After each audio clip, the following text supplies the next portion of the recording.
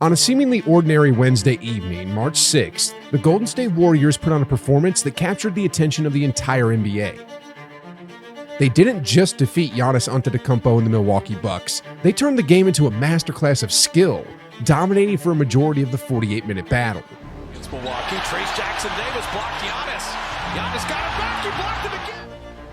This victory caused the basketball world to take a breath and marvel.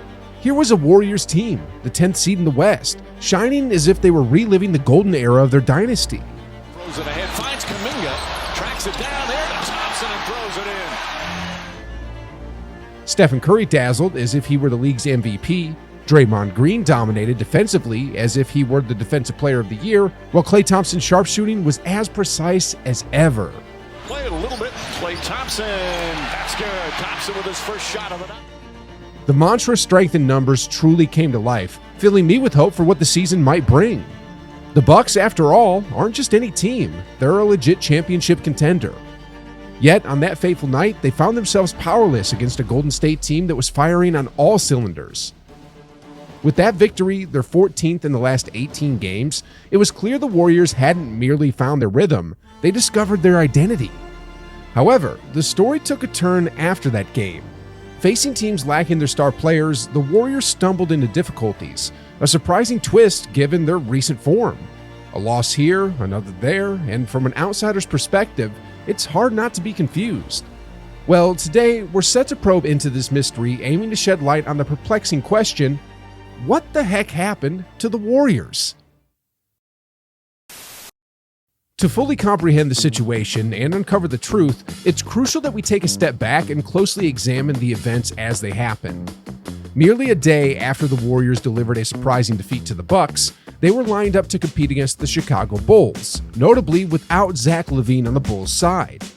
Playing at home and riding a wave of momentum, the Warriors were expected to dominate, with ESPN's bets predicting their victory margin at 8.5 points. Watching the game's opening quarter made it clear why the Warriors were the favorites.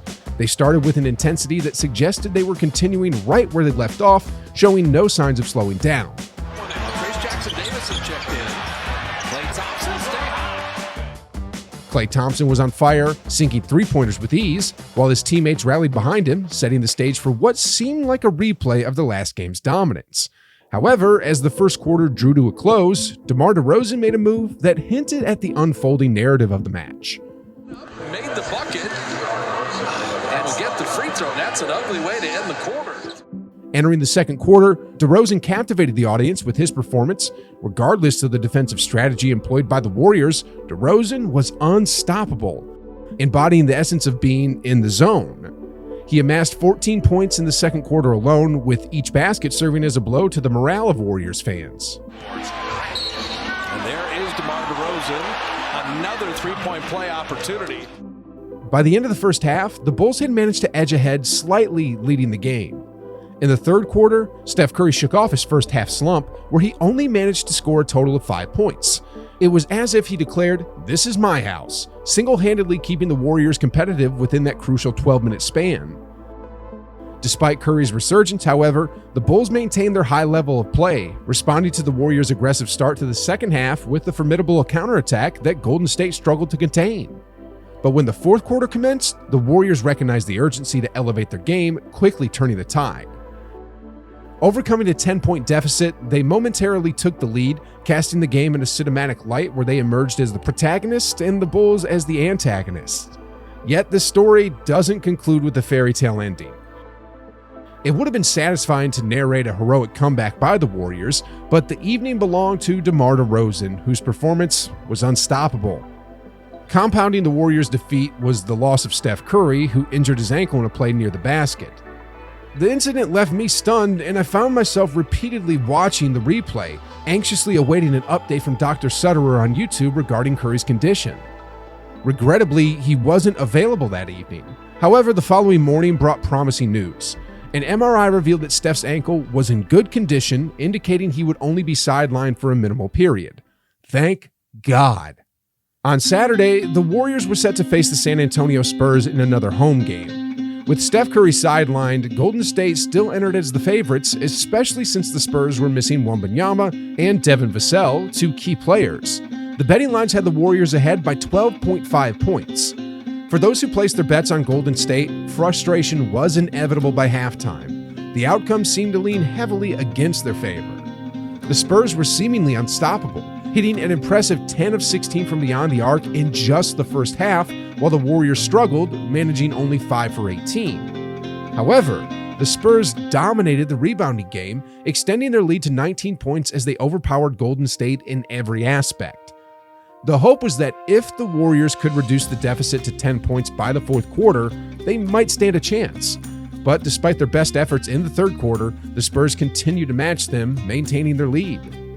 In today's NBA, no lead is considered too secure, but the Spurs' 17-point advantage entering the fourth quarter seemed insurmountable for the Warriors on this particular night.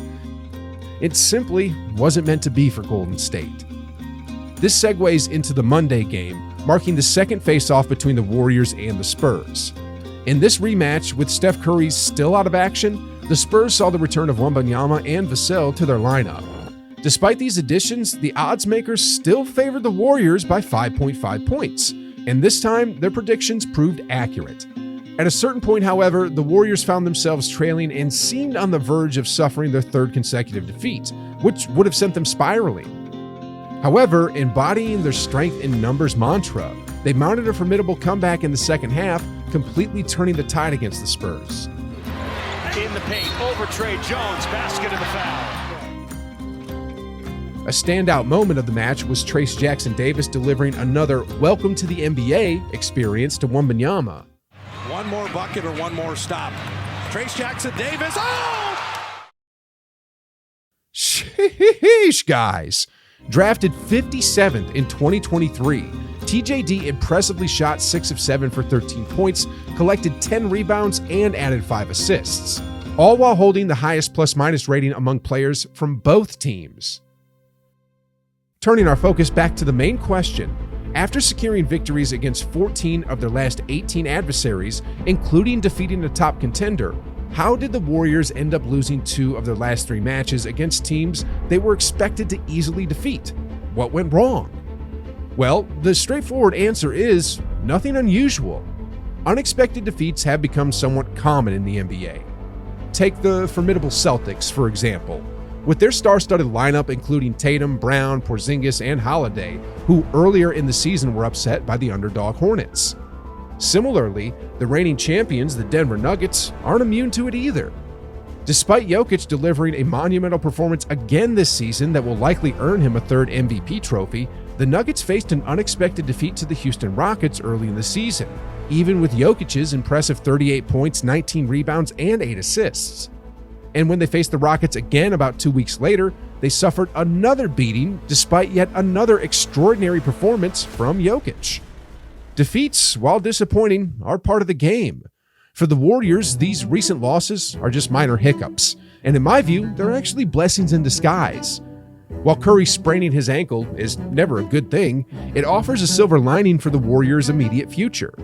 For example, this incident allows for Steph Curry, who has been the backbone of the team throughout the season, to take some much-needed time off. A similar situation in 2022 saw him getting rest that significantly contributed to his playoff performance. However, this situation offers a chance for the rest of the squad to elevate their game and learn to perform without Curry's presence. It opens the door to reassessing offensive tactics, penetrating opposing defenses, and testing different player combinations.